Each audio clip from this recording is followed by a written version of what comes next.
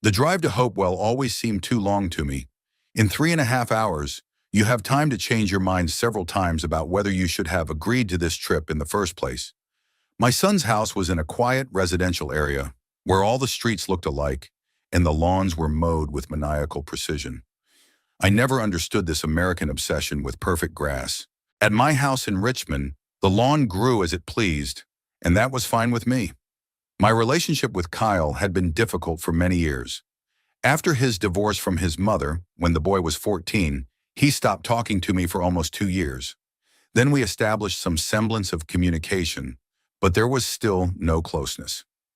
Kyle grew up to be a withdrawn and touchy person who saw betrayal where there was none. My job as a prosecutor didn't help the family idyll. I spent too many evenings at the office and too many weekends working on cases. Now that I was retired, I had time, but my son was in no hurry to take advantage of it. I had only seen Destiny a few times.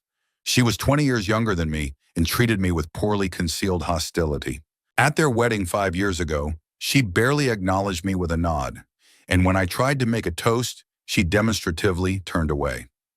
Kyle didn't say anything at the time, but I saw him clench his jaw. Family diplomacy is not my forte, especially when you feel like an unwelcome guest at your own son's celebration. I last saw Maya 2 years ago. Back then, she was a normal 5-year-old girl, noisy, curious, constantly asking questions. She would climb onto my lap and ask me to tell her about the bad guys I put in jail. I told her heavily edited versions of my cases, turning them into fairy tales about good and evil. Maya listened with wide eyes and said that when she grew up, she would catch criminals too. The invitation to visit them for Thanksgiving came unexpectedly. They usually spent the holidays on their own or visited Destiny's parents. I hesitated for a long time. I didn't want to run into a wall of coldness and polite smiles, but curiosity got the better of me. Besides, I really wanted to see my granddaughter. At 73, you begin to especially appreciate the connection with new generations, even if that connection is fragile and incomprehensible. As I approached their house, I involuntarily assessed it with a professional eye. A 2-story red brick building, a neat lawn, 2 cars in the driveway. Kyle had done well for himself.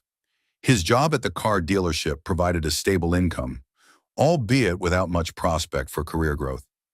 Destiny didn't work, which in their case was reasonable. Daycare cost almost as much as she could earn. I parked on the side of the road and sat in the car for a few minutes, gathering my thoughts. Lately, I had developed a strange habit of putting off unpleasant moments. Perhaps it comes with age, when you realize that there isn't much time left, and every bad day seems especially precious. Or maybe I've just become more cautious in my interactions with people who can hurt me. I got out of the car and headed for the front door. It was around 4 in the afternoon, the sun was already setting, and the air smelled of autumn leaves and smoke from chimneys. A normal American idyll that should have been pleasing to the eye and soothing to the soul, but something about this picture alarmed me, although I couldn't understand what it was. Before I had time to ring the bell, the door opened. Maya was standing on the threshold and I barely recognized her.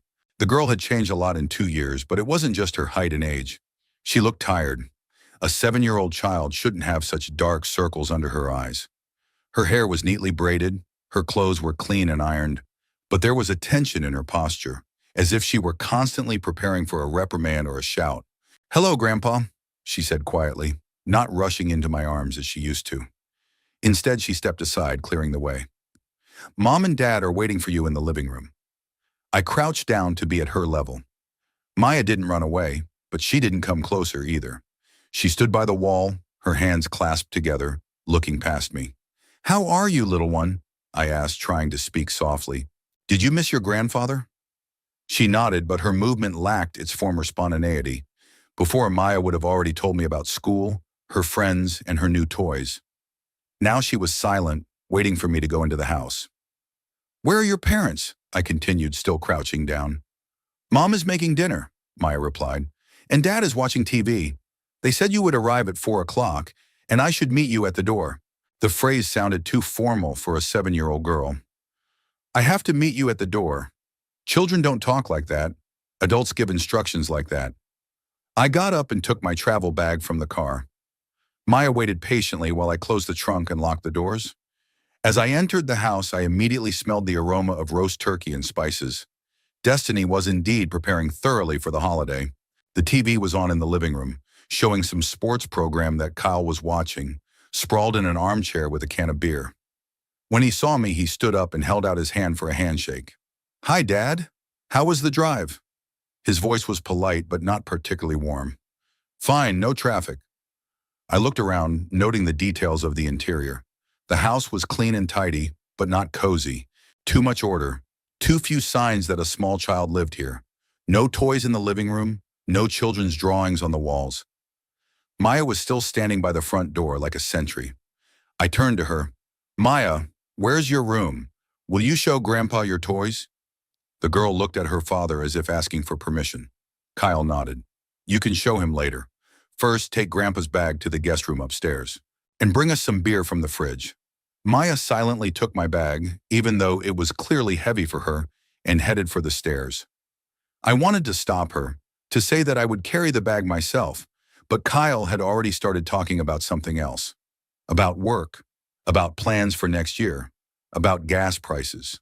The usual small talk between people who have nothing to say to each other. A few minutes later, Maya returned with a can of beer and handed it to me. Her movements were precise and practiced. It was clear that she was used to doing such errands. Then she stood by the wall again and waited for new instructions. Destiny's voice came from the kitchen. "Maya, come here and help me with the salad." The girl quickly headed for the kitchen, and I was left alone with my son. Kyle took a sip of beer and buried his face in the TV again. I tried to understand what exactly bothered me about my granddaughter's behavior, but I couldn't yet formulate my suspicions into concrete thoughts. I spent the next 2 hours observing life in this house, and with each passing minute, my anxiety grew. What at first seemed like good manners and politeness gradually turned into an alarming picture. Maya didn't sit still for a minute. She kept popping into the living room with various requests to bring napkins, clear the magazines off the table, vacuum the carpet under the chair where Kyle was sitting. I tried to strike up a conversation with my granddaughter as she passed by once again with a laundry basket. "Maya, how are things at school? What's your favorite subject?" She stopped and glanced quickly toward the kitchen, where the sounds of cooking could be heard. "I like to read," she replied quietly. "Sorry, Grandpa. I have to take the laundry upstairs now." "Wait a minute," I tried to stop her. "What do you like to play? Do you have any friends?" Kyle, without taking his eyes off the TV, said, "Dad, don't distract the kid from her chores. Maya has chores to do around the house." "Chores?" I couldn't hide my surprise. "She's only 7 years old. It's never too early to learn responsibility," my son replied in a tone that sounded like he was quoting some parenting guide. "Destiny says that kids these days are too spoiled. We're raising Maya to be a real person." Meanwhile, Maya went upstairs with the laundry. I could hear her opening and closing doors, the floorboards creaking under her light footsteps. The sounds were measured and businesslike. The girl clearly knew what to do and in what order. Destiny appeared from the kitchen, drying her hands with a kitchen towel. She looked tired but satisfied. Her light hair was pulled back into a neat ponytail, her face was lightly made up, and her clothes were clean and ironed. Her appearance reflected the same maniacal neatness as the house. "David, how are you?" she asked with a forced smile. "I hope the trip wasn't too tiring for you." "I'm fine, thank you. It smells delicious." "I'm trying. Maya helps me a lot. Without her, I wouldn't be able to manage such a dinner." I wanted to ask why a 7-year-old girl had to help prepare a festive dinner instead of playing or watching cartoons. But Destiny had already turned toward the stairs. "Maya, come down. We need to set the table."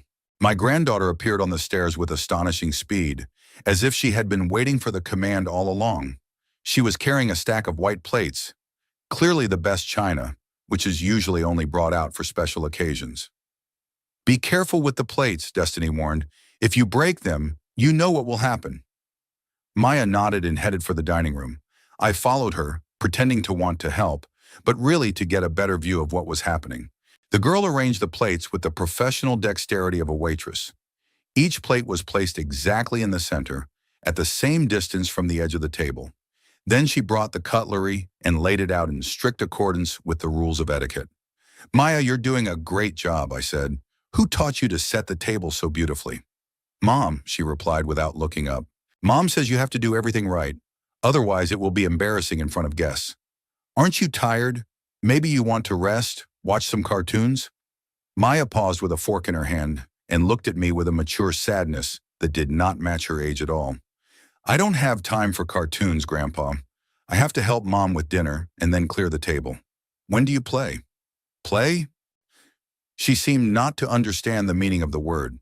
When do I play? After cleaning up, I have to get ready for bed. Destiny's voice came from the kitchen. Maya, where are the salt and pepper? And don't forget the napkins. The girl hurried to the kitchen. I stayed in the dining room, looking at the perfectly set table. Every detail had been thought out and checked, but something human was missing from all this beauty. Perhaps the carelessness that is inevitable when a family with a small child sits down at the table. Perhaps those little imperfections that make a house a home rather than a museum exhibit. Returning to the living room, I found Kyle in the same position, with a can of beer, glued to the TV. The sports program had changed to the news, but his attention remained undistracted. Kyle, where are Maya's toys? I asked, sitting down in the armchair opposite him. Toys? Ah, he finally looked away from the screen. In her room. Destiny makes sure the house doesn't turn into a playground. Does she have any friends? Not yet. Destiny thinks that at this age it's more important to focus on school and chores. Friends can wait. I looked at my son more closely. Kyle said these words calmly, as if there was nothing strange about them. As if depriving a 7-year-old child of his childhood was a normal pedagogical practice. In his voice, I heard echoes of my own words spoken many years ago when he was a teenager. Back then, I also talked about responsibility and discipline, not realizing that I was depriving him of something important. Do you remember yourself at her age? I asked cautiously. I remember. And I know that many of the problems in my life were because I wasn't raised strictly enough. It was a blow below the belt. Kyle deliberately reminded me of our old conflicts, of how I was a distant father, too busy with work. But what was happening in this house had nothing to do with discipline. It was something else. Something darker and more disturbing. Maya reappeared, this time with a tray holding glasses of water and juice. She went around offering drinks to everyone present, then stood by the wall, waiting for further instructions. Her posture reminded me of a maid in an old-fashioned aristocratic household. Respectful, ready to serve, practically invisible. Maya, could I have some orange juice? I asked. Of course, Grandpa, she said, taking my glass and heading for the kitchen. You shouldn't have bothered her, Destiny remarked, appearing in the doorway. You can see the girl has a lot to do already. She's my granddaughter, I replied more firmly than I had intended. And I don't want her working for me. Destiny frowned but said nothing. Kyle looked at me disapprovingly. Dad, we're just teaching the child to be helpful. That's normal. It's normal for a 7-year-old girl to play, laugh, and sometimes be naughty, not to act as a servant in her own home. The atmosphere in the room became noticeably tense. Destiny crossed her arms over her chest. Kyle put down his beer can, and for the first time all evening, he turned his full attention from the TV to our conversation. We know how to raise our child, Destiny said coldly, and we don't need advice. Perhaps, I replied, but I have a right to be concerned about my granddaughter's well-being. Maya returned with orange juice and froze in the doorway, sensing the tension. She looked at her parents, then at me, and I saw fear in her eyes. Not the childish fear of a family quarrel, but the adult fear of consequences. The fear of someone who knows that adult conflicts are followed by punishment. Thank you, sweetie, I said softly, taking the glass. Now go and get some rest. Grandpa, Dad, and Mom will talk. Destiny turned sharply to me. Don't you dare tell my child what to do. Maya, go to the kitchen and check the oven. The girl quickly disappeared, and I realized that my attempt to protect her had only made the situation worse. Maya had no allies in this house. Even my presence couldn't change the established rules. It only created additional problems for the child. We sat in heavy silence until dinner. The TV was on, but no one was watching it. Kyle was leafing through a magazine. Destiny was appearing and disappearing in the kitchen. I thought about what I had seen, and with every passing minute, my anxiety grew. Childhood shouldn't be like this. Children shouldn't be afraid of making mistakes when setting the table. 7-year-old girls shouldn't know the schedule of household chores better than the multiplication table. Dinner began at 7 o'clock, And from the very first minutes, I realized that even family meals in this house were subject to strict rules. Maya did not sit down at the table with us. She continued to rush between the kitchen and the dining room, serving dishes, refilling glasses with water, making sure that everything necessary was on the table. The turkey was indeed excellent. The side dishes were cooked to perfection, but all this culinary triumph was overshadowed by the fact that a 7-year-old girl was playing the role of a waitress at a family celebration. "Destiny, this is delicious," I said, trying to make small talk. "Is the turkey recipe a family recipe?" "No, I found it on the internet," she replied, cutting the meat into neat pieces. "I experimented a lot until I got the right result." "Right, Maya?" The girl was just bringing in a basket of bread and nodded. "Yes, Mom. You make the most delicious turkey. Because I'm not lazy and I do everything right. Unlike some people." Destiny looked meaningfully at her daughter. "Remember what happened last time you didn't keep an eye on the oven temperature?" Maya blushed and lowered her eyes. I didn't know what had happened last time, but from the child's reaction, I understood that the consequences had been unpleasant. "Maya, aren't you going to have dinner with us?" I asked. "She'll eat after we're done," Kyle replied for his daughter. "It's more convenient that way. While we're eating, she can serve and clear the table." "More convenient for whom?" I tried not to show my indignation, but my voice sounded sharper than I intended. "For everyone," Destiny interjected. "When a child sits at the table, they only interfere with normal adult conversation. They constantly drop things, talk incessantly, and behave badly. This way, she learns to serve guests and be helpful." I looked at Maya, who was standing by the sideboard with napkins in her hands. Her face was impassive, but I noticed how she clenched her fingers. These words were spoken about her in her presence, as if she were a piece of furniture, incapable of understanding or feeling. "When I was a child," I began cautiously, "family dinner was a time when all the family members gathered together. The children talked about school, and the parents shared news. It was important for family bonding." "Times have changed, Dad," Kyle cut in. "Modern parenting requires different approaches. We don't want to raise a spoiled child." "And what's wrong with spoiling your own daughter sometimes?" Destiny put down her fork and looked at me with poorly concealed irritation. "David, with all due respect to your age and experience, you raised children 40 years ago. Methods have changed. We read modern literature on child psychology and consult with specialists." "What kind of specialists?" I asked. "The psychologist at Maya's school. He fully approves of our parenting methods." I doubted this statement, but didn't object aloud. Instead, I turned to my granddaughter. "Maya, tell Grandpa about school. How is your teacher? Do you like going to school?" The girl looked at her mother, as if asking for permission to answer. "You can answer," Destiny said indulgently. "But keep it short. Don't distract the adults from their meal." "My teacher's name is Mrs. Chen," Maya said quietly. "She's kind, and I like studying, especially reading." "What do you read?" "Different books, about animals, about children. Mrs. Chen gives me books from the school library." "Maya is very talented," Kyle interjected proudly. "She gets straight A's. But we explained to her that good grades are no reason to slack off." "Are you friends with your classmates?" I continued to ask my granddaughter. Maya looked at her parents again. This time, Destiny answered, "She doesn't have any close friends yet. We believe that in first grade, it's more important to focus on her studies. Besides, many of the children in her class come from dysfunctional families. We don't want Maya to pick up bad habits." I wanted to ask what bad habits 7-year-olds could possibly have, but I kept quiet. The picture was becoming clearer and more disturbing. Maya was isolated not only at home, but also at school. She was being deprived of her childhood under the pretext of proper upbringing. Dinner continued mostly in silence. Kyle and Destiny exchanged brief phrases about work, weekend plans, and the need to replace the water heater. The usual everyday topics that spouses discuss over dinner. But even in these simple conversations, Maya did not participate. She continued to serve, like an invisible shadow. When we finished the main course, Destiny brought out a homemade apple pie.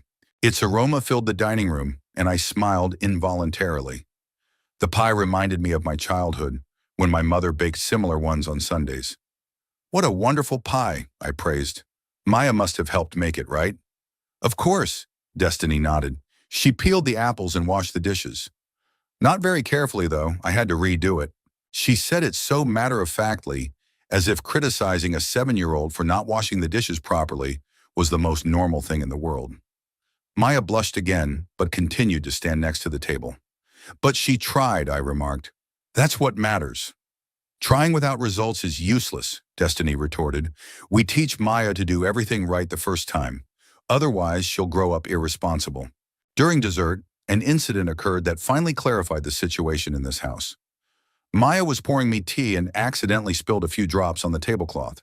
The stain was tiny, almost invisible, but Destiny's reaction was immediate and furious. Maya, she exclaimed so sharply that the girl flinched. Look what you've done. How many times have I told you to be careful with hot drinks? I'm sorry, Mom, Maya stammered, and I heard in her voice a fear that no child should feel overspilled tea.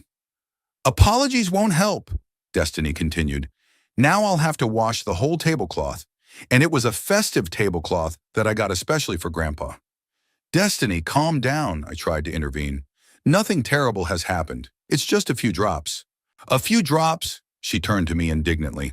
You don't understand how much time and effort it takes to keep the house tidy, and Maya is always messing everything up with her carelessness. The girl stood with her head down, her lips pressed tightly together. I could see her trying hard not to cry. At 7 years old, children are not yet able to fully control their emotions, but Maya was clearly used to suppressing her feelings. Maya is just a child, I said firmly. Children have the right to make mistakes. No, they don't, Destiny objected. Not in my house. If she's old enough to help with the housework, then she's old enough to take responsibility for her actions. Kyle nodded in agreement with his wife. Dad, we explained it to you. We're raising Maya to be a responsible person. We can't constantly forgive her for all her mistakes. What's the punishment for spilling tea? I asked sarcastically, unable to hide my sarcasm. Maya will skip dessert, Destiny announced, and she'll clean the kitchen by herself without my help. Maybe next time she'll be more careful. I looked at the piece of pie on my plate and realized I couldn't eat anymore. My appetite was completely gone. Maya accepted the punishment with a resignation that was more frightening than any tears or protests. Okay, Mom, she said quietly. I'll be more careful. It's not fair, I couldn't help saying. She was helping me, doing what you asked. Accidents can happen to anyone. David, Destiny's voice turned icy. This is our home and our child. We know what's best for her. You know, I put down my fork and looked at my sister-in-law intently. What's better for the child? Punishment for every little thing, or the opportunity to feel loved in her own family? A heavy silence fell. Kyle looked at me with a warning in his eyes. Destiny clenched her jaw, and Maya froze like a statue. The atmosphere in the dining room became so tense that it seemed you could cut the air with a knife. Dad, Kyle finally said, you're overstepping your bounds. This is our family, and we decide how to raise our daughter. And I decide whether I have the right to worry about my granddaughter's well-being. You can worry, Destiny interjected, but you can't interfere with our parenting methods. If you don't like how we run our household, you're free to leave early. The threat was clear. I realized that further arguments would only make Maya's situation worse after I left. In this house, she was a hostage, and I was a temporary guest who couldn't change the established rules. We spent the rest of dinner in cold silence. Maya cleared the table and washed the dishes in the kitchen while the adults drank coffee in the living room. I heard the clatter of plates, the sound of water, and the girl's quiet footsteps in the kitchen. She worked alone without help or support, as promised as punishment. When Maya finally finished cleaning, it was almost 10 o'clock in the evening. She appeared in the living room doorway, tired and pale. Mom, I've washed and cleaned everything. Can I go to bed? Destiny looked around the kitchen, as if checking the quality of the work. Not bad, but next time wipe down the stove, and don't forget to brush your teeth. Okay, Mom, good night. Maya came to each of us to say good night. When it was my turn, I hugged her tightly. Good night, sweetie. Sweet dreams. She pressed herself against me for a second, and in that brief embrace, I felt all her need for warmth and understanding. Then she quickly pulled away and went upstairs. I stayed in the living room with my son and daughter-in-law, but the conversation didn't flow. We exchanged a few words about the weather, politics, and food prices. It was superficial small talk that hid mutual grievances and unspoken words. Around 11, I excused myself and went up to the guest room. Passing the nursery, I stopped at the half-open door. Maya was lying in bed, but she wasn't asleep. In the dim light, I could see her staring at the ceiling with her eyes wide open. "Maya?" I called softly. "Are you awake?" She turned her head toward me. "Hi, Grandpa. Can't you sleep?" "I guess." "About what?" She paused, then said quietly, "About being a bad girl." Mom's right. I ruin everything. My heart ached with pain. A 7-year-old child should not blame herself for spilled tea. She should not consider herself bad for normal childhood clumsiness. "Maya, listen to me carefully," I said, sitting down on the edge of her bed. "You're a wonderful girl, smart, kind, hardworking. What happened at dinner was just an accident. It happens to everyone. But Mom gets angry when I do something wrong. Mom wants you to grow up to be a good person, but sometimes adults make mistakes in their methods. That doesn't mean you're bad." Maya listened carefully, and I could see her trying to understand my words.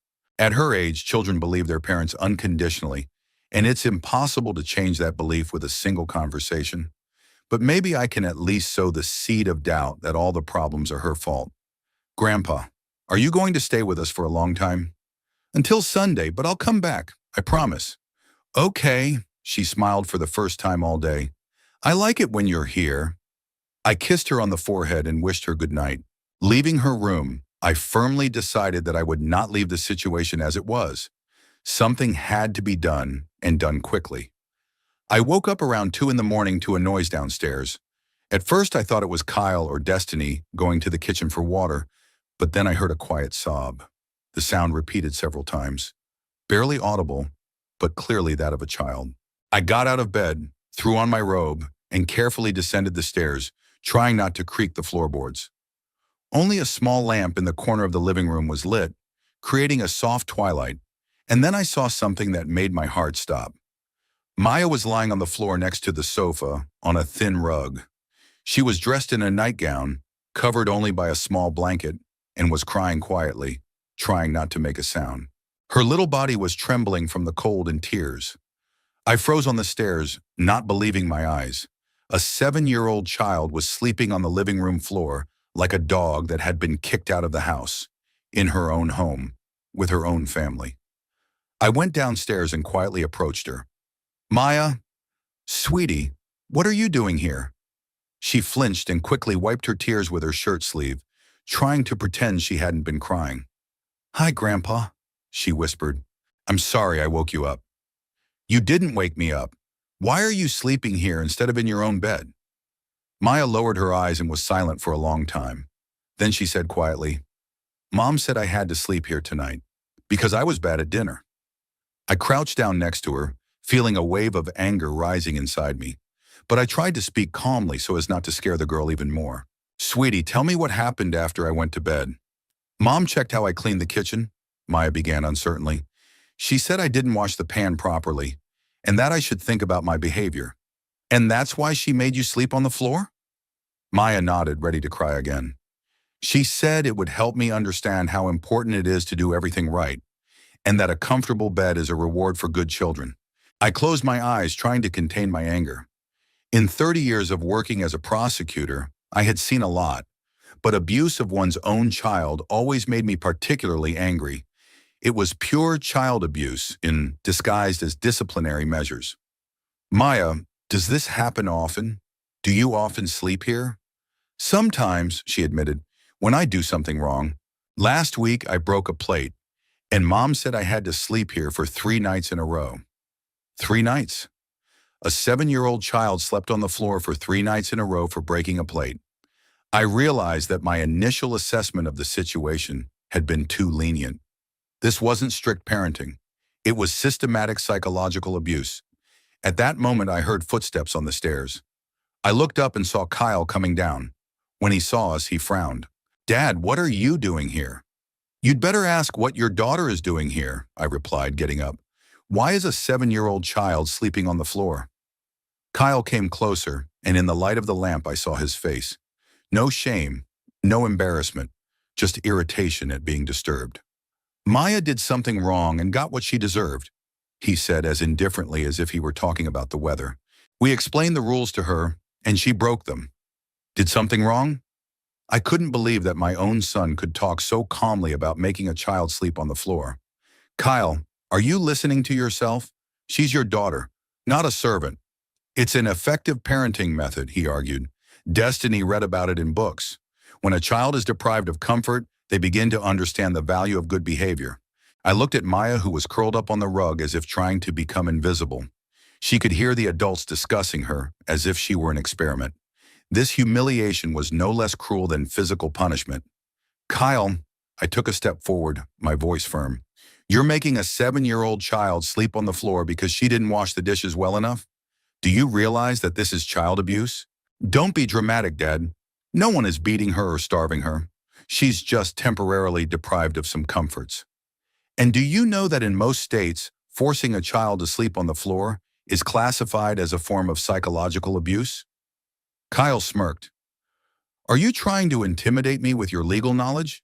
This is our house, our child, our rules. I took another step forward, and something in my posture made my son back away. Maya, who was lying on the rug, raised her head and looked at us. I saw fear in her eyes, but not for herself, for me.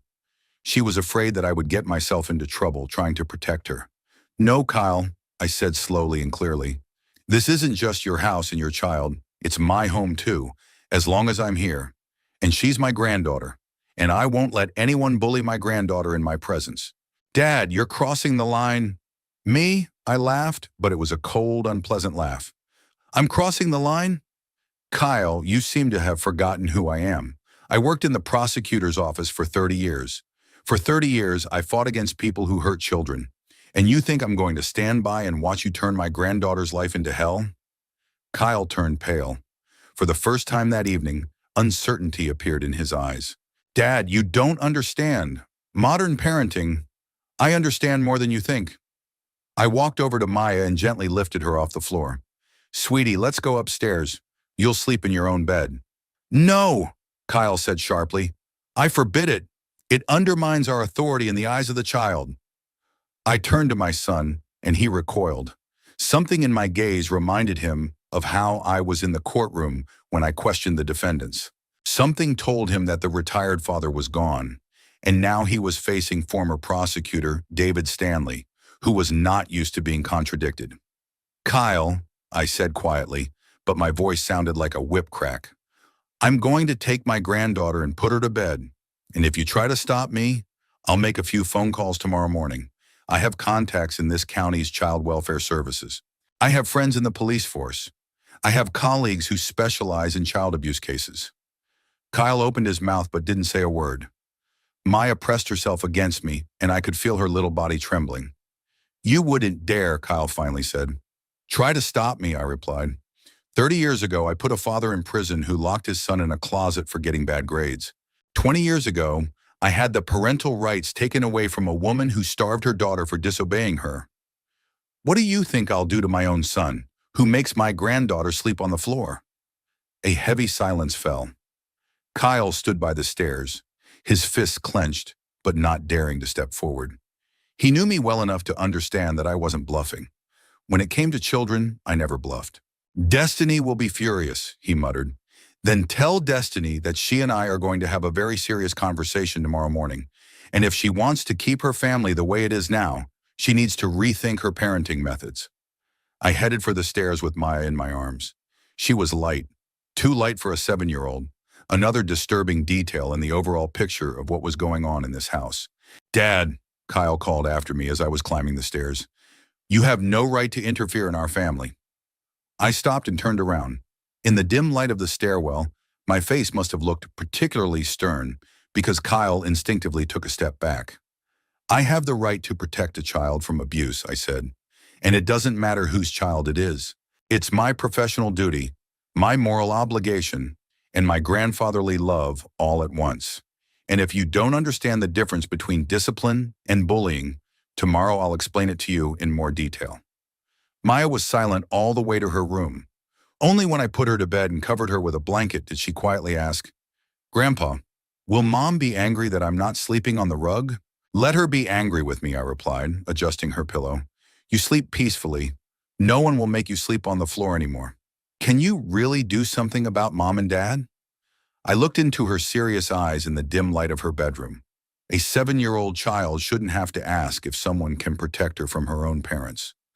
But Maya asked, and I saw desperate hope in her eyes. Yes, sweetie.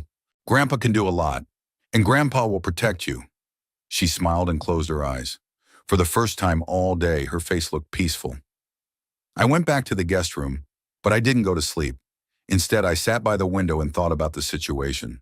My initial tactic, gentle intervention and diplomatic persuasion, had failed completely. Kyle and Destiny were convinced that their parenting methods were correct and had no intention of changing their behavior voluntarily. That meant I had to use other methods. Over the years working in the prosecutor's office, I had learned to distinguish between different types of people. Kyle and Destiny belonged to the category of those who only understand force. They would persist until they realized that the consequences of their behavior could be more serious than they thought. I did have contacts in Child Protective Services.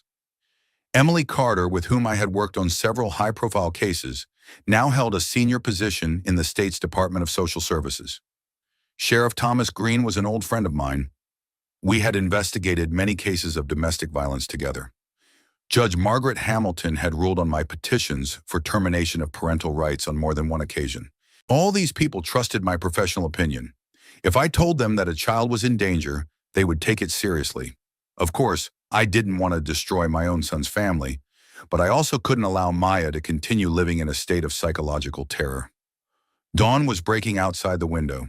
Birds were singing somewhere, and the quiet residential area of Hopewell was waking up.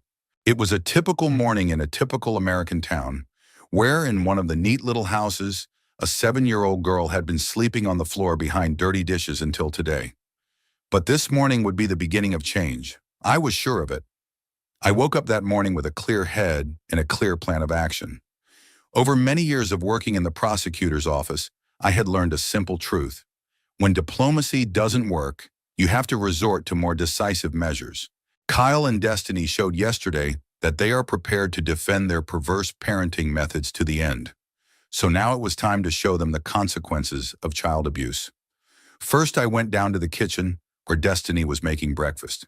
Maya was already sitting at the table with a bowl of oatmeal, eating quietly and not looking up. When she saw me, Destiny turned around with a pot in her hands, and I immediately understood from her face that Kyle had already told her about the night's incident. "Good morning," I said neutrally. "How did you sleep?" "Wonderfully," Destiny replied in an icy tone. "And you?" "Great, especially after I made sure my granddaughter was sleeping in normal conditions and not on the floor." Destiny abruptly put the pot on the stove and turned to face me. Her eyes showed rage and poorly concealed hatred. "David, you've gone too far. Undermining parental authority is protecting a child from abuse," I interrupted. "And this is just the beginning. After breakfast, I have some important phone calls to make." Maya looked up at us with concern. I walked over to her and put my hand on her shoulder. "Finish your breakfast, sweetie. Then you can go play in your room." "Maya needs to help me clean up," Destiny objected.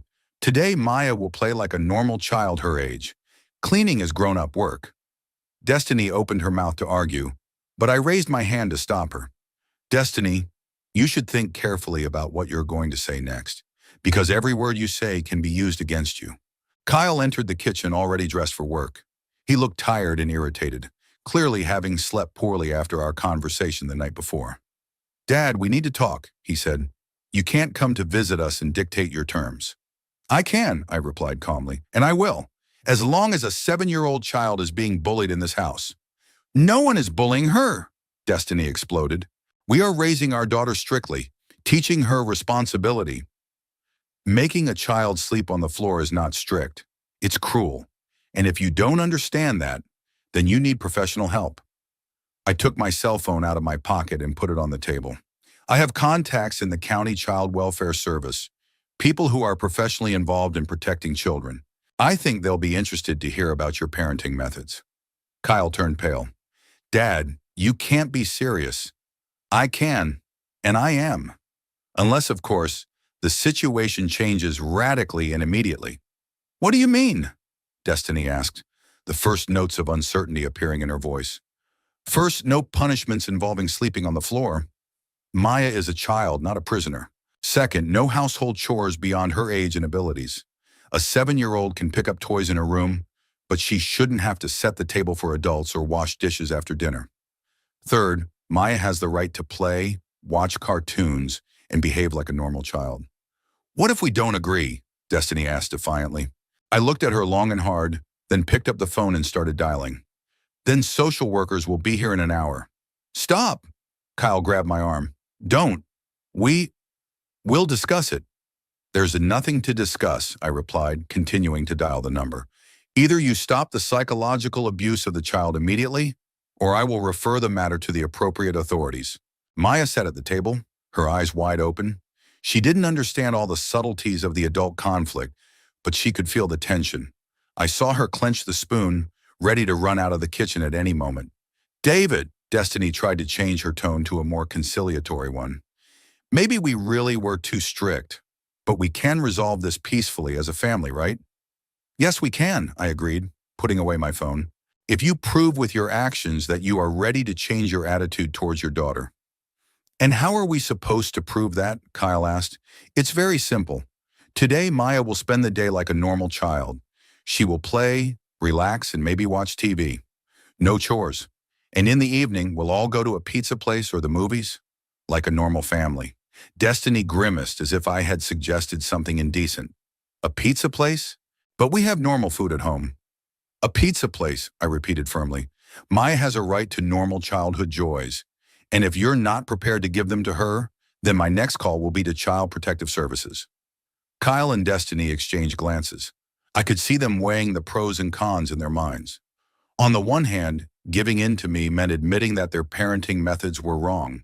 On the other hand, intervention by social services threatened far more serious problems. Okay, Kyle finally said.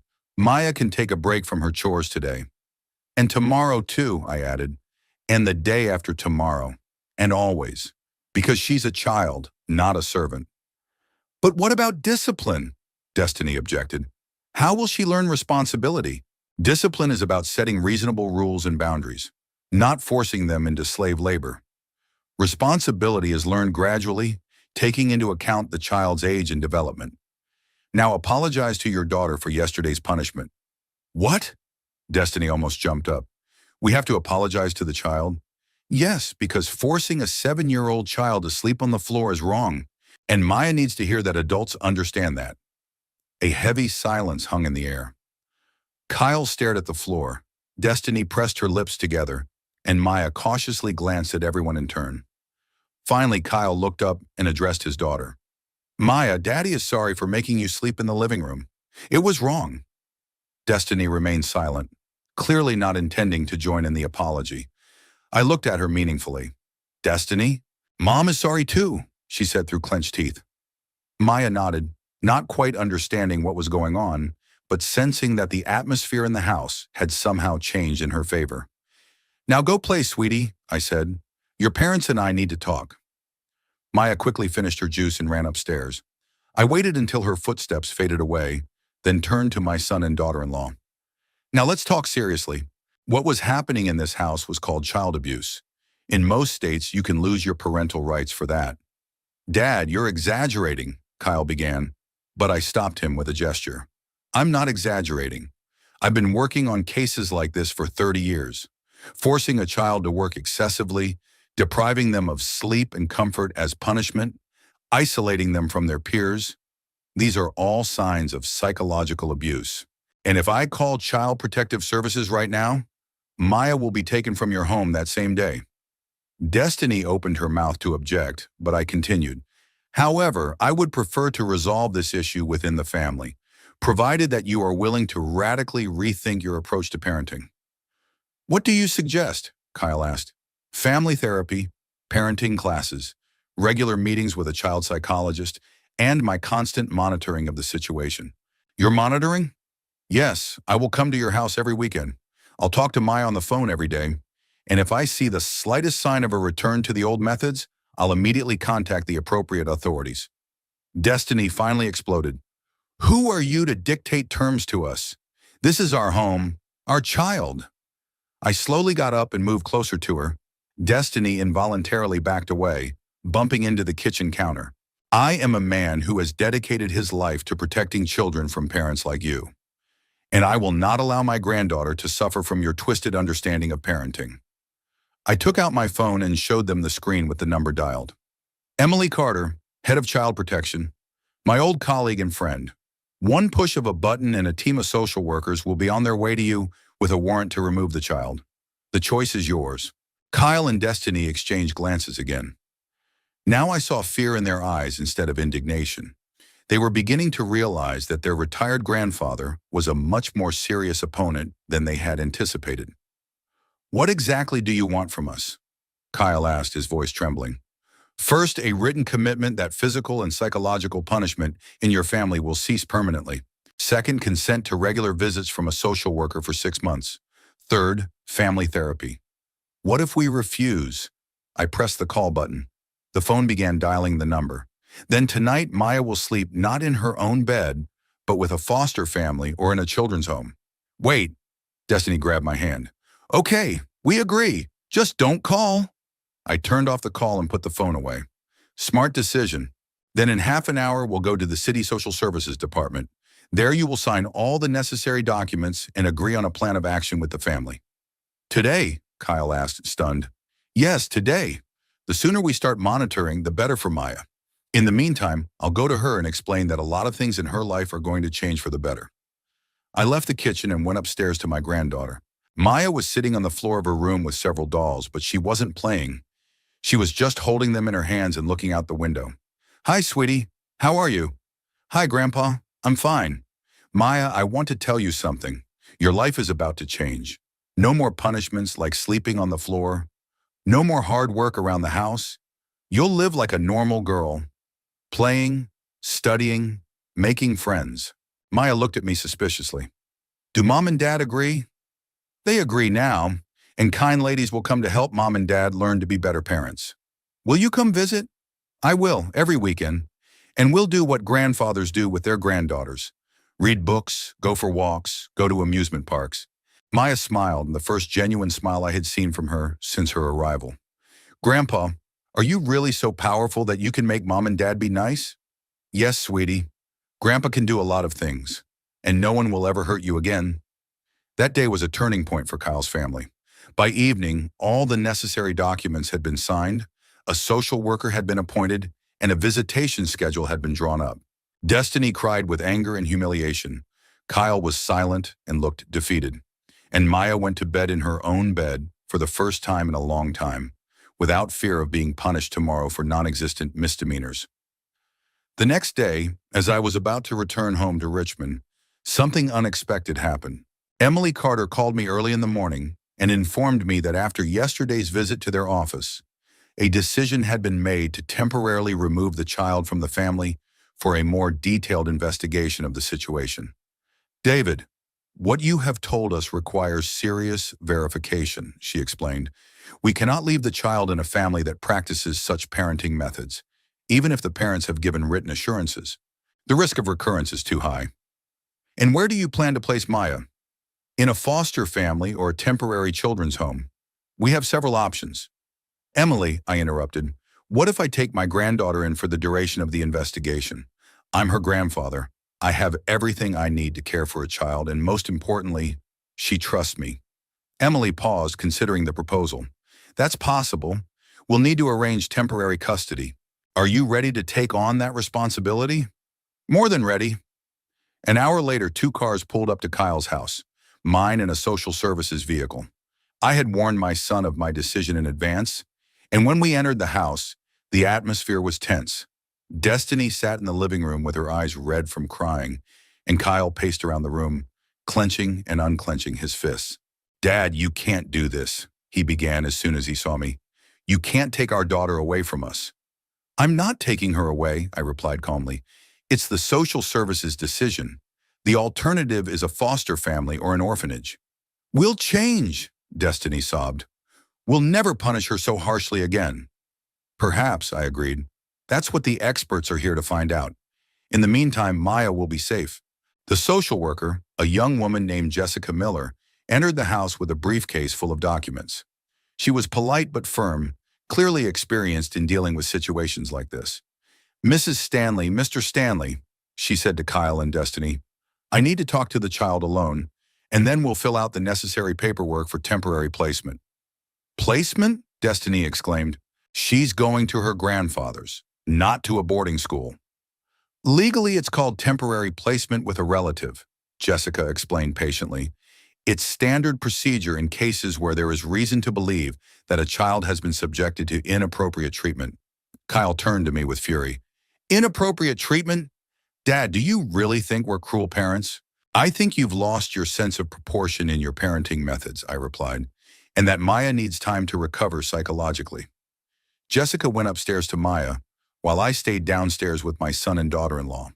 A heavy silence hung in the air, broken only by Destiny's sobs and Kyle's nervous pacing around the room. You know what, Dad?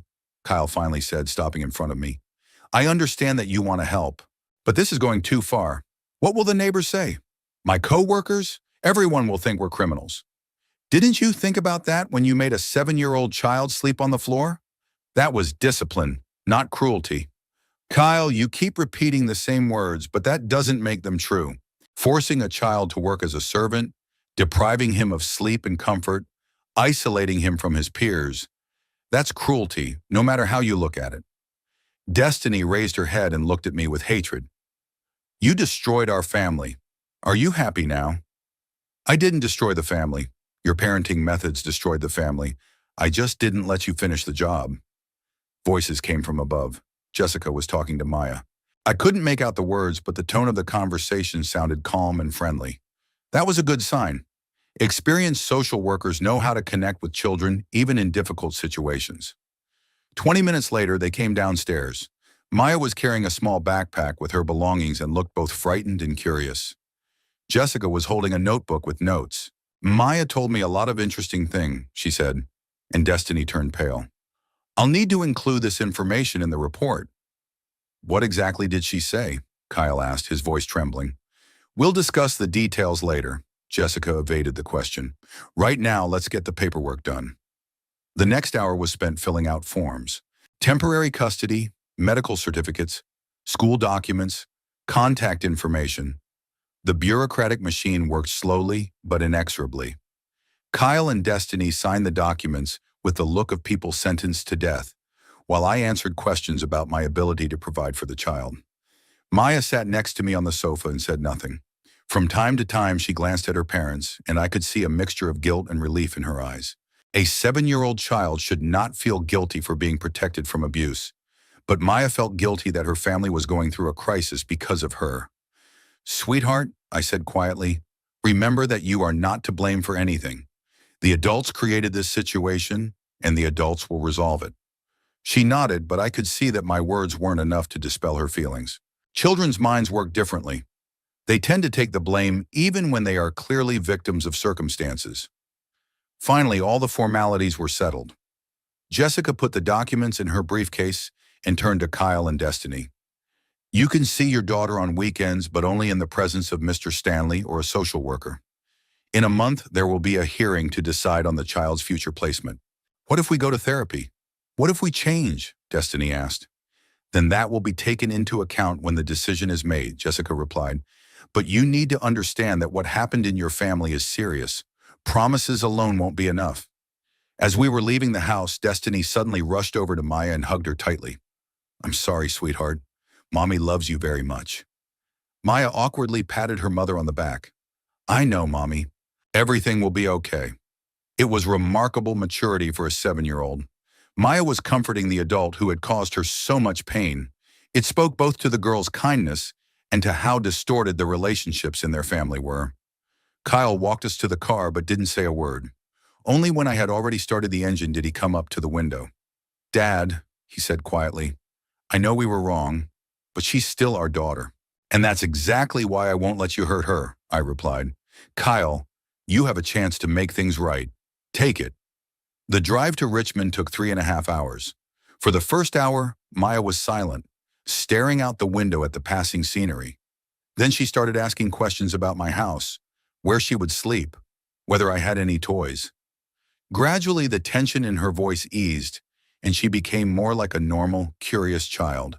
Grandpa, Do you have rules in your house? She asked as we approached the city. Yes, I do. But they're simple. Put your toys away, brush your teeth, go to bed on time. The usual rules for children. What if I do something wrong? Then we'll talk about it. We'll discuss why it happened and how to do better next time. Won't you punish me? Maya, listen to me carefully. Grandpa will never punish you. He will never make you sleep on the floor. He will never yell at you for breaking a cup or spilling juice. Grandpa's house is a place where you are safe. She paused, digesting this information. What will I do all day? Whatever you want. Play, draw, watch cartoons, read books. We'll also go to the park, the zoo, the movies. We'll do the things grandfathers like to do with their granddaughters. Do I have to help around the house? No, you don't. You're a child, not a servant.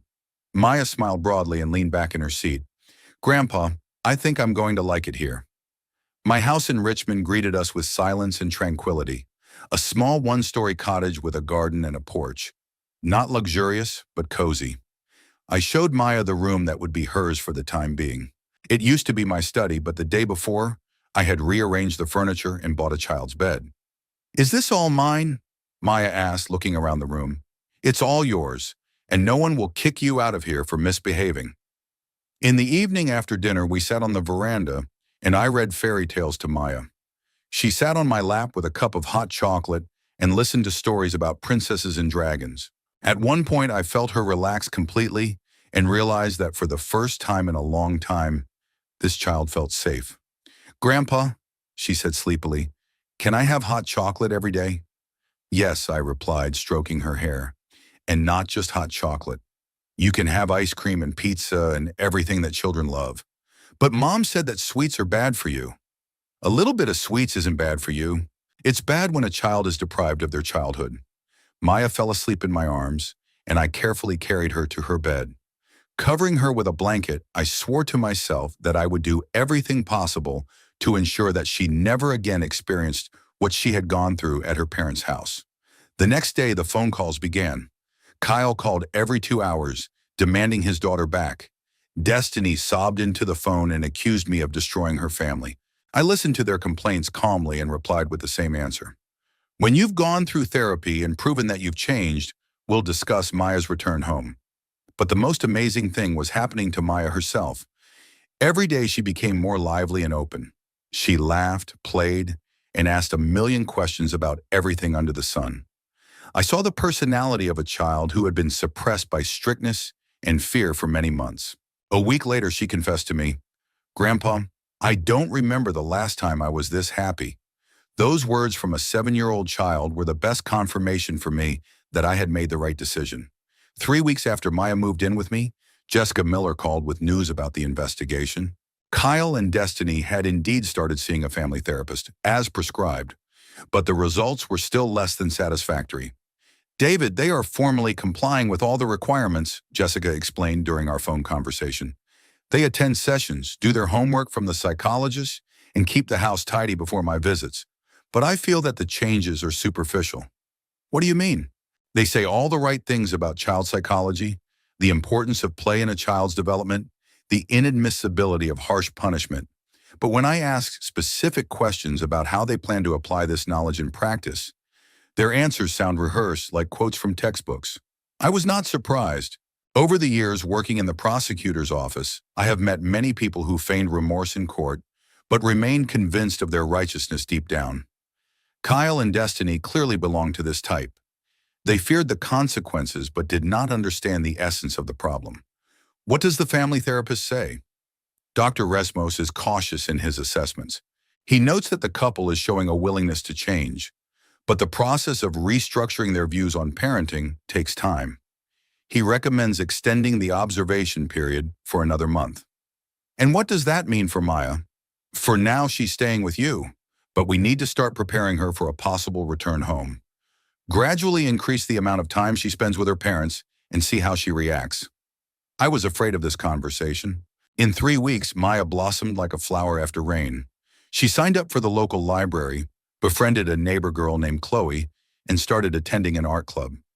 She woke up with a smile in the mornings and fell asleep peacefully in the evenings, without fear of punishment for imaginary misdeeds. But I understood that the legal system could not keep a child separated from her parents indefinitely. If Kyle and Destiny formally complied with all the requirements, sooner or later Maya would have to be returned. The only thing I could count on was that constant monitoring by social services would keep them from returning to their old ways. On Thursday, Jessica came to visit us to have another conversation with Maya. The girl had already gotten used to these visits and took them in stride. They sat down in the living room, and I went to the kitchen to prepare lunch, trying not to eavesdrop but worrying about what my granddaughter would say. Maya has adapted very well, Jessica told me after the conversation. She speaks warmly about her life with you, talks about her new friends and activities. But when I ask about her mom and dad, she becomes tense. Is she afraid of them? Not exactly afraid, but anxious. She says she misses them, but immediately adds that she doesn't want to do everything wrong again. This is telling. The child still blames herself for the family problems. What do you recommend? We'll arrange a meeting in a neutral place over the weekend. Kyle and Destiny will spend a few hours with their daughter under my supervision. We'll see how they interact and whether the family dynamics have changed. The meeting was scheduled for Saturday at Richmond City Park. I arrived there with Maya around 11 in the morning. The girl was silent the whole way, nervously fiddling with the strap of her purse and asking several times if she had to go home after the meeting. No, sweetie, I reassured her. You'll come back to me. It's just a meeting to see your mom and dad. Kyle and Destiny were already waiting at the playground, accompanied by Jessica. Destiny looked carefully prepared for the meeting. Neat hair, new dress, nervous smile. Kyle was dressed more casually, but I noticed that he had shaved his beard and looked younger. Maya, Destiny smiled broadly and reached out to her daughter. My sunshine, I missed you so much. Maya approached her mother but hugged her reservedly, without her former childish enthusiasm. Kyle also hugged his daughter, and I could see how he was trying to be gentle and attentive. How's school? He asked. Is your teacher happy with your progress? Yes, Dad, I'm doing well in school. Have you made any friends? Yes, Chloe lives near her grandfather. We go to the library together. Destiny nodded with exaggerated approval. That's wonderful. Mom is very happy that you have a friend. You know, Dad and I have also learned a lot during this time. What? Maya asked cautiously. How important it is for children to play and have fun. That household chores should be done by adults, not little girls. We realized we had been too strict. The words sounded right, but the intonation betrayed their rehearsed nature. Destiny delivered this speech like an actress who had memorized a role but didn't feel it. Jessica suggested that the family take a walk in the park, and we headed for the duck pond. I walked behind them, watching their interactions. Kyle and Destiny were clearly trying to make a good impression. They asked Maya questions about her new life, praised her stories, and offered to feed the ducks the bread they had brought with them. But something about their behavior was off-putting. Too much attention, too much emotion, too much ostentatious concern. They weren't acting like parents who had genuinely changed, but like people playing the role of good parents in front of the authorities. Maya sensed this. She answered their questions politely, but without much enthusiasm. When Destiny offered her ice cream, the girl was surprised at first. Her mother had always considered sweets harmful. But then she cautiously agreed. What has changed at home? Maya asked, licking the ice cream off the spoon. Oh, a lot, Destiny replied excitedly. We bought you new toys and rearranged the furniture in your room. And no more strict rules. Now you can play as much as you want. What if I do something wrong? Destiny and Kyle exchanged glances. I could see them mentally recalling the family therapist's instructions. We'll talk about it calmly, Kyle said cautiously. We'll explain how to do better next time. No yelling or punishment. You won't make me sleep on the floor? Of course not, Destiny gasped. How could we ever do that?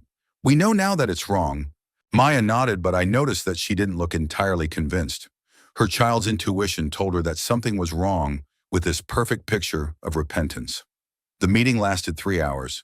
Kyle and Destiny diligently portrayed model parents, playing ball with their daughter, reading her a book on a bench, buying juice and candy at a kiosk. But their efforts seemed artificial, as if they were following a prescribed program. Jessica took notes in her notebook as she observed the family dynamics. From time to time, she asked questions about the family's plans, about how the parents were going to organize their daughter's day after returning home. Kyle and Destiny answered readily, listing the activities they had planned for Maya: drawing, reading, walking, playing with the neighborhood children. What about chores? Jessica asked. Only the simplest ones, Destiny replied hastily.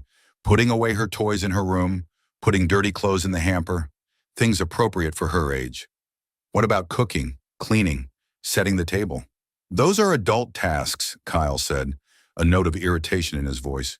We understand that. When the meeting came to an end, Maya said goodbye to her parents rather coldly. She allowed them to hug her, but showed no desire to linger or arrange another meeting. Maya, we miss you very much at home, Destiny said, trying not to cry. We hope you'll come back to us soon. We'll see, the girl replied evasively. On the way home, Maya was silent for a long time, staring out the window. Finally, I couldn't take it anymore. So, how did the meeting go? Did you enjoy seeing Mom and Dad? They've changed, she said thoughtfully. They've become kinder, but it's kind of strange. What do you mean? They're trying too hard. It's like they're afraid of doing something wrong. Before, Mom would just say that ice cream is bad for you. But today, she was scared when I asked her about it. And then she started explaining that I could have a little bit. I was struck by her childish, observant nature. Maya accurately identified the main problem. Her parents had changed their behavior, but not their beliefs. They were acting according to instructions, not their inner impulses. Do you want to go back to them? I asked cautiously. Maya paused for a long time, thinking about her answer. I don't know, Grandpa. I think they'll only be good as long as Aunt Jessica's watching them. And when she stops coming, everything will go back to the way it was before. The wisdom of a 7-year-old child turned out to be more accurate than the expert opinions of adults. Maya intuitively understood what I had suspected from the beginning. Kyle and Destiny were playing a role, but they hadn't changed in essence. That evening, Jessica called me to discuss the results of the meeting. Formally, everything went well, she said. The parents showed attention to the child and showed no signs of aggression or control. Maya felt comfortable. But something alarms me. Their behavior is too perfect. They follow the therapist's recommendations too diligently. It's as if they've learned their lesson, but haven't internalized it. What's next? A few more supervised meetings, then perhaps a trial return home for the weekend, and definitely continued therapy and regular checks by a social worker. I understood the logic of the system, but I was worried about Maya. A child should not be the subject of an experiment, even in the name of family reunification. And if my suspicions turn out to be correct, the price of this experiment may be too high. A month after the supervised visits began, the court decided to return Maya to her family on the condition of constant monitoring by social services. Despite my objections and detailed report that the changes in Kyle and Destiny's behavior were superficial, the legal system deemed that the parents had met all the requirements for reunification with their child. Jessica Miller explained the judge's decision to me during our last conversation before Maya's move. David, I understand your concerns and I share some of them.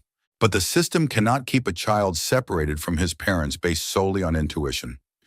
Kyle and Destiny Stanley have completed a full course of family therapy, demonstrate knowledge of proper parenting techniques, and have agreed to ongoing supervision. Legally, we have no grounds to prevent the daughter from returning to her family. And practically, we will establish the strictest supervision regime possible in such cases. Weekly visits from a social worker, monthly conversations with the child at school, mandatory continuation of family therapy for at least 6 months. At the slightest sign of a return to previous parenting methods, the child will be removed immediately. Maya had mixed feelings about the news of her return home. On the one hand, she missed her parents and her room.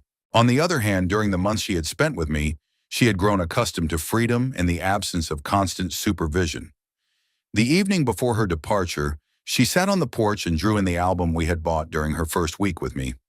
Grandpa, she said without taking her pencil off the paper, what if Mom and Dad become strict again? Will you take me back?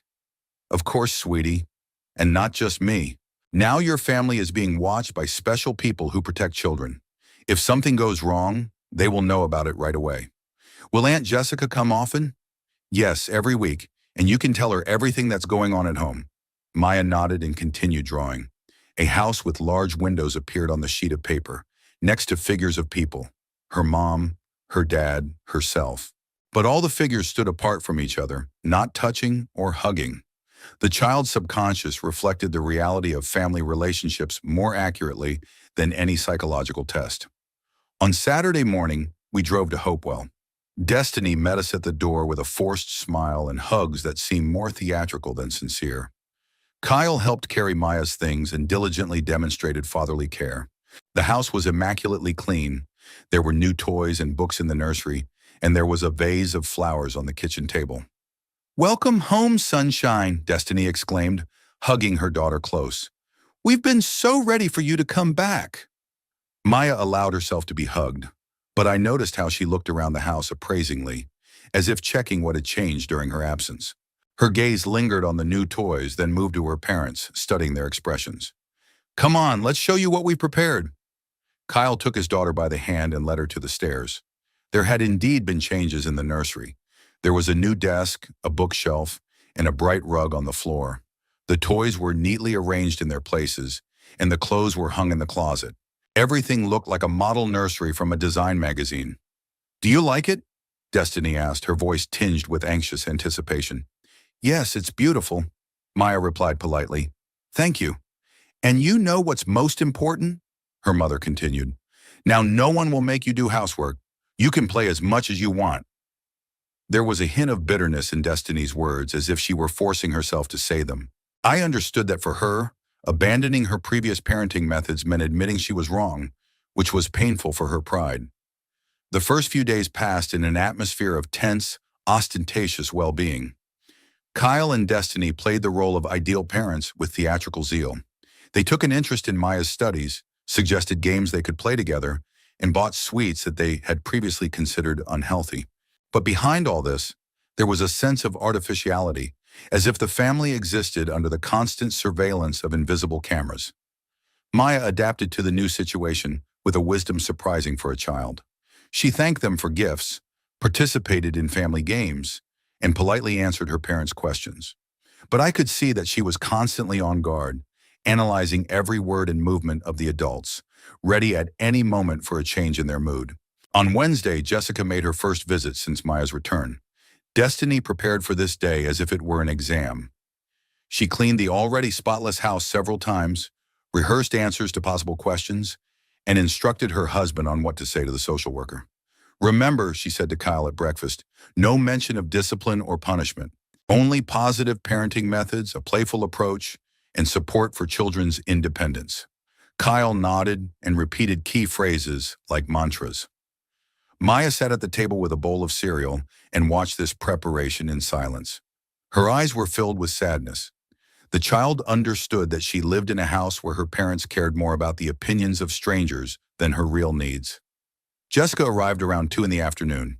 She conducted her usual inspection of the house, talked to the parents about Maya's daily routine, her success at school, and the family's plans for the weekend. Kyle and Destiny answered questions readily, demonstrating their knowledge of modern parenting principles and sincere concern for their daughter's well-being. "How does Maya spend her time at home?" Jessica asked. "Oh, she's very active," Destiny replied excitedly. "She draws, reads, and plays with new toys. We try not to limit her creative impulses." "What about helping around the house?" "Only the bare minimum. Putting away her toys in her room, organizing her school supplies. We realize that at her age, the most important thing is her education and personal development." Jessica nodded and made notes in her notebook. Then she asked to speak with Maya alone. They went into the nursery and closed the door. I saw Destiny listening nervously to the sounds coming from the room, trying to make out the words of the conversation. The conversation lasted about half an hour. When they came out, Jessica looked satisfied, and Maya looked calm and a little tired.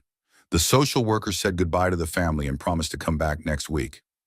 "Well," Destiny asked her daughter as soon as Jessica closed the door. "What did you talk about?" "School friends, how I feel at home," Maya replied cautiously. "And what did you tell her?" "That everything is fine." Destiny breathed a sigh of relief. Kyle patted his daughter on the shoulder and said, "Good job. We're really trying to be good parents." Over the weekend, I visited them, as promised. The atmosphere in the house was strange. Everything looked normal on the surface, but there was a palpable tension, as if the family were constantly performing for an invisible audience. Kyle and Destiny were overly attentive to Maya, but their concern was ostentatious. During dinner, I observed the family dynamics. Maya ate on her own, her parents didn't make any comments, and no one forced her to serve them. Formally, all the requirements of social services were being met, but the conversation at the table was sluggish and tense, as if everyone was afraid to say the wrong thing. Maya, how are things at school? I asked. Have you made friends with your classmates? Yes, Grandpa. There are a few girls I play with during recess. Do you invite them home? Maya glanced at her mother, and I could read everything in that glance. Destiny quickly replied, We're not ready to have guests yet. Things are just settling down after all the changes, but we'll definitely invite her friends over soon. I knew that wouldn't happen. Kyle and Destiny were afraid of strangers in their home, afraid that the children might tell their parents something that would get back to social services. They had created a golden cage for their family, where everything had to look perfect, but where there was no room for spontaneity and real intimacy. After lunch, Maya and I went for a walk in the nearby park. Only when we were alone did the girl allow herself to relax. Grandpa, she said, swinging on the swing, things are better at home, but it's kind of weird. What do you mean? Mom and Dad don't yell at me anymore. They don't make me work, but they don't really show me any joy either. It's like they're afraid of me. Afraid? Yes. They're afraid of doing something wrong and Aunt Jessica finding out. That's why they're always so careful and polite. Maya described the situation accurately. Her parents were indeed afraid of her, not as a child, but as a potential witness against them. They treated her like a time bomb that could explode at any moment if handled incorrectly. Do you feel happy at home? Maya thought for a moment, rocking slowly. I don't know. I'm glad I'm not being punished, but I miss authenticity. Remember how it was with you? When we just sat on the porch and read books and no one had to pretend? Her words broke my heart. A 7-year-old child understood that she lived in a world of pretense, where love and care were a performance rather than sincere feelings. That evening before I left, Kyle took me aside to talk. Dad, I want you to know that we've really changed. We've realized our mistakes. Kyle, I replied wearily, you haven't changed. You've just learned to play the role of good parents. But Maya can sense it. What do you mean? She lives in a house where every move is calculated for the outside observer, where her parents fear her more than they love her. This isn't a family, it's theater. Kyle frowned. We do everything social services requires. Yes, you comply with the requirements, but you haven't become better parents. You've become more cautious, and that's not the same thing. What do you suggest? Learn to love your daughter not because the law requires it, but because she deserves it. Stop being afraid of social workers and start thinking about what your child needs to be happy. Kyle was silent, but I could see in his eyes that my words had not convinced him. He still believed that the main problem was external control, not internal family relationships. As I left Hopewell, I realized that the situation had only stabilized on the surface. Maya was no longer subjected to physical or psychological abuse, but she also did not receive the love and support that a child needs for full development. The family existed in a state of cold truce, where everyone played their role, but no one was truly happy. The child protection system had done its job. It had stopped the abuse, but it couldn't force people to genuinely love and accept each other. Kyle and Destiny had learned to be good parents, but they had never become real ones. And Maya, despite her young age, understood this perfectly well. A month later, during another visit, I saw that nothing had fundamentally changed. Maya got used to her new reality and learned to live in it. She went to school, made friends, and developed normally. At home, she was polite and obedient, and her parents treated her correctly and attentively. But they never became a family in the full sense of the word. Rather, it was a community of people united by a common address and formal obligations. Love was replaced by rules, closeness by caution, sincerity by security. And although my goal had been achieved, Maya no longer suffered from abuse. I understood that it was only a partial victory. I had protected the child from pain, but I had not been able to give her a real family.